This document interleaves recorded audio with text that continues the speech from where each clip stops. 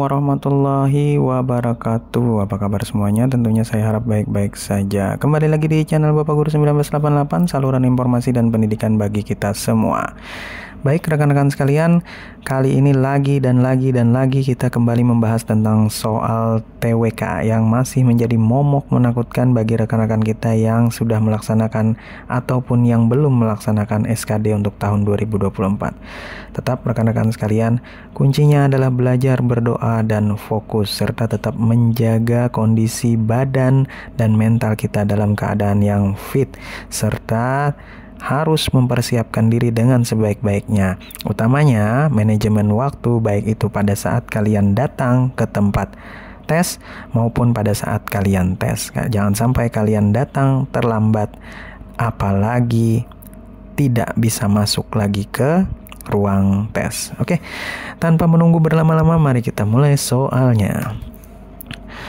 Soal yang pertama rekan-rekan sekalian, lahirnya organisasi Budi Utomo pada tahun 1908 juga tidak terlepas dari politik etis yang diterapkan oleh Van der Venter masa penjajahan Belanda. Politik ini sebagai balas budi terhadap bangsa Indonesia dalam prakteknya salah satunya adalah masalah edukasi atau pendidikan. Sehingga Budi Utomo menginspirasi lahirnya organisasi pergerakan lainnya di Indonesia dengan cara A. melalui perjuangan untuk kemerdekaan yang menekankan pentingnya persatuan bangsa, B. dengan menekankan pentingnya pendidikan dan kesadaran nasional dengan mendorong pembentukan partai politik yang melibatkan banyak golongan. Kemudian yang D, melalui kolaborasi dengan pemerintah kolonial untuk membangun kesadaran pendidikan nasional. E, dengan meningkatkan kesadaran nasional melalui upaya perbaikan nasional. Oke, yang mana rekan-rekan untuk jawabannya? Kita main cepat saja ya rekan-rekan sekalian. Jawaban yang tepat menurut kami adalah yang B, dengan menekankan pentingnya pendidikan dan kesadaran nasional. Tunggu dulu, mari kita lihat penjelasannya. Ini penjelasannya rekan-rekan sekalian. Pilihan B adalah yang paling tepat karena Budi Utomo memfokuskan perjuangannya pada pendidikan dan kesadaran nasional. Organisasi ini berdiri dengan tujuan utama untuk memajukan pendidikan kaum pribumi agar mereka memiliki kesadaran nasional dan memperjuangkan kepentingan bangsa, rekan-rekan sekalian. Kemudian, kenapa kami tidak memilih opsi A, C, D, atau E? Pilihan A itu menjebak rekan-rekan sekalian. Menjebak karena meskipun Budi Utomo menekankan persatuan, fokus utamanya adalah pendidikan rekan-rekan sekalian, bukan langsung perjuangan kemerdekaan. Sedangkan yang C kurang tepat karena Budi Utomo bukanlah partai politik. Itu sudah menggambarkan ya, melainkan organisasi pergerakan yang lebih menekankan pada pendidikan dan kesadaran nasional. Kemudian yang D salah karena Budi Utomo tidak berkolaborasi dengan pemerintah kolonial dalam hal ini.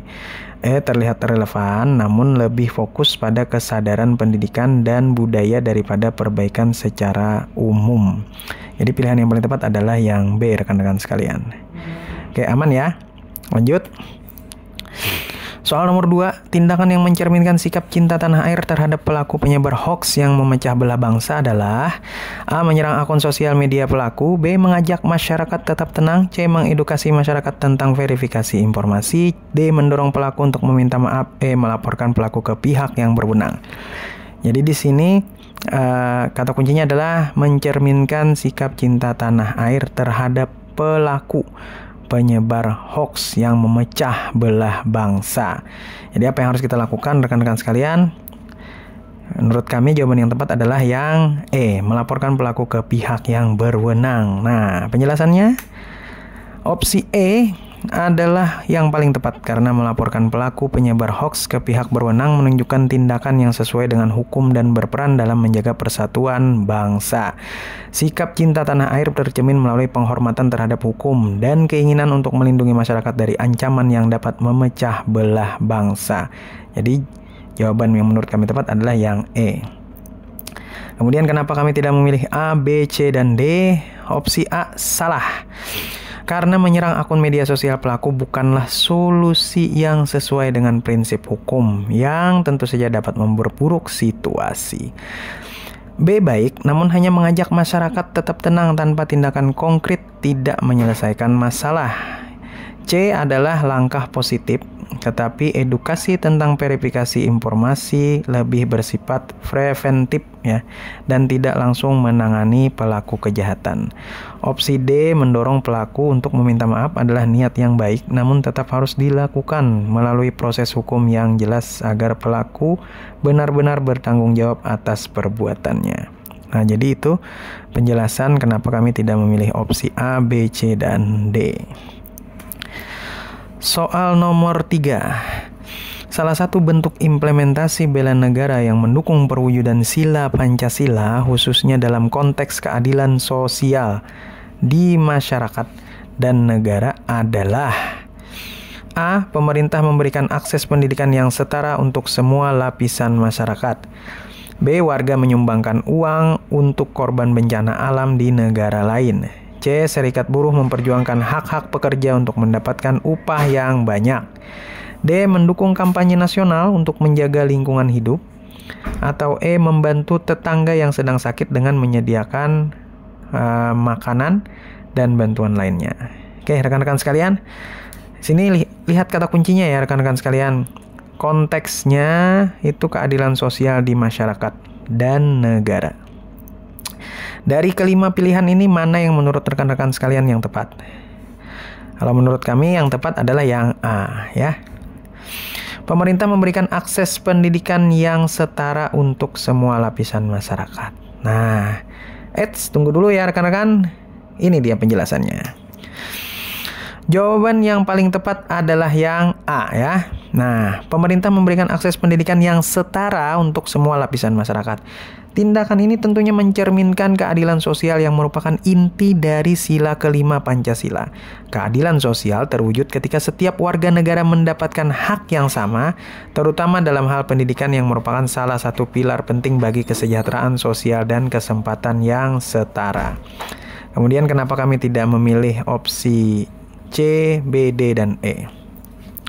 Opsi C juga relevan karena memperjuangkan hak-hak buruh, namun opsi A lebih langsung terkait dengan keadilan sosial di skala yang nasional.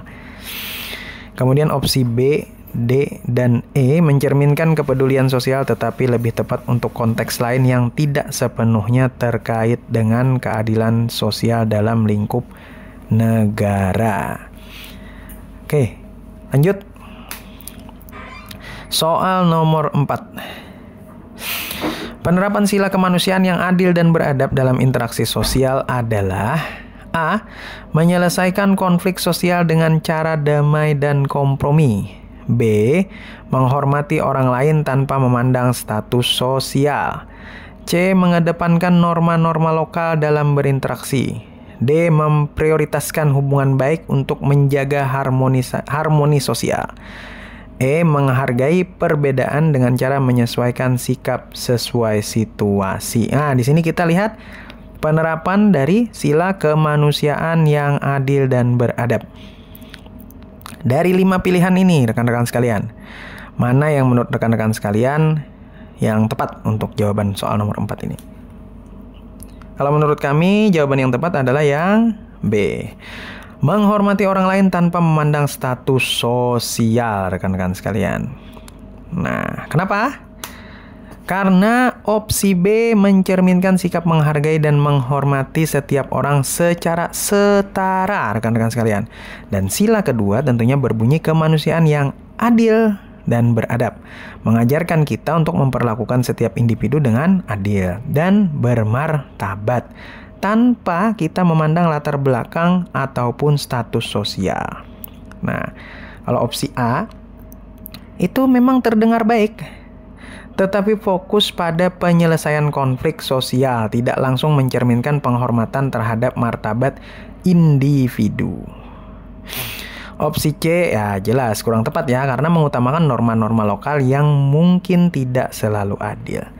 Opsi D menekankan harmoni sosial namun tidak menjamin penghormatan yang adil kepada setiap individu.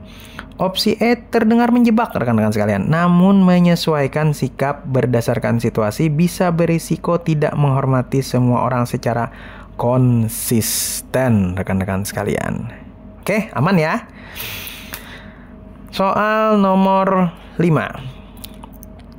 Dalam mengembangkan solidaritas nasional, peran organisasi kepemudaan sesuai dengan semangat nasionalisme adalah, ini.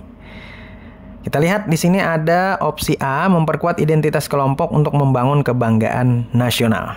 B, mendorong kolaborasi antar organisasi untuk memperkuat semangat persatuan. C, mengutamakan kegiatan internal untuk membentuk loyalitas anggota. D, membantu masyarakat melalui kegiatan sosial di tingkat lokal. E, memperkuat persatuan organisasi dalam menghadapi tantangan global. Yang mana menurut rekan-rekan sekalian yang tepat? Kalau menurut kami, jawaban yang tepat adalah yang B. Mendorong kolaborasi antar organisasi untuk memperkuat semangat persatuan. Kenapa kami memilih itu? Karena organisasi kepemudaan berperan penting dalam membangun solidaritas nasional dengan cara mendorong kolaborasi lintas organisasi untuk mencapai tujuan bersama dalam memperkuat persatuan bangsa.